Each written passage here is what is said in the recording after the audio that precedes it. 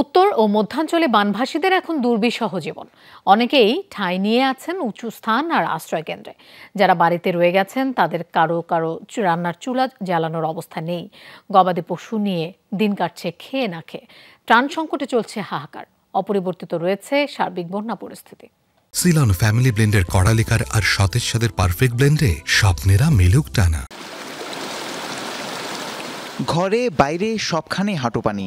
যমুনার জলে ডুবেছে জামালপুরের ৬ উপজেলার ৪১টি ইউনিয়নের নিম্নাঞ্চল। রাস্তাঘাটও পানিতে নিমজ্জিত। চলাচলের জন্য ব্যবহার করতে হচ্ছে ভেলা এবং নৌকা। বাড়িঘর ছেড়ে অনেকে আশ্রয় নিয়েছেন উঁচু জায়গা কিংবা আশ্রয় কেন্দ্রে। প্রত্যন্ত এলাকাগুলোতে ত্রাণ সহায়তা না পৌঁছানোর অভিযোগ বানভাসীদের। আজ পর্যন্ত আমাদের এলাকায় কোনো মেম্বার চেয়ারম্যান আসে নাই। এই ৯টা ১০টা দিন যাবৎ আমরা তো কি অবস্থায় থাকলাম। বন্যার পানি আমাদের বাড়ি ঘরে উঠে গেছে গা। আমার কোনো ঘর খাদ্য নেই। পোলা পান অসুখ কোনো ওষুধ পান না। পোলা পান নিয়ে আমরা না খাওয়া পানাইছি, ভাত আনি না খাওয়া পাই পানি, কত সমস্যায় আছি। সিরাজগঞ্জে বন্যা পরিস্থিতির অবনতি হয়েছে। যমুনা সহ নদ নদীর পানি বাড়তে থাকায় জলমগ্ন বিভিন্ন এলাকা। পানিবন্দী দিন কাটছে ৫ উপজেলার অর্ধ লক্ষাধিক মানুষের। সেই সাথে সদর, চৌহালি ও শাহজাদপুরে যোগ হয়েছে নদী ভাঙন। গাইবান্ধার নিম্নাঞ্চল তলিয়েছে যমুনা এবং ব্রহ্মপুত্রের পানিতে। রাস্তাঘাট ও বাড়িঘর পানিতে তলিয়ে যাওয়ায় চরম ভোগান্তি পোহাতে হচ্ছে বাসিন্দাদের। প্রশাসনের তথ্যমতে জেলায় ৪০,০০০-এরও বেশি পরিবার পানিবন্দী দিন পার করছে।